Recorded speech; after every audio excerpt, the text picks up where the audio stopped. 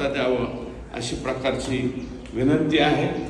आष्टी मतदारसंघ ही गुणवंतांची खाण आहे। यूपीएससी परीक्षेत मतदारसंघातील 4 विद्यार्थी IAS IFS म्हणून निवड झालेले, प्रयत्न करा अशा प्रकारची विनंती आहे।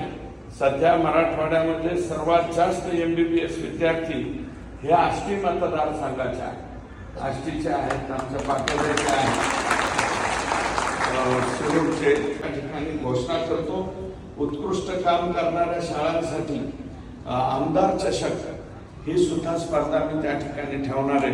त्याच्यामध्ये काही निश्चितपणे त्यांना गुणवंत जे शिक्षक होतील, जे शाळेतले मुलं पुढे येतील, त्यांच्यासाठी निश्चितपणे काही ना काही बक्षीस या ठिकाणी ठेवू, म्हणजे गुणवत्तेची स्पर्धा लागली पाहिजे।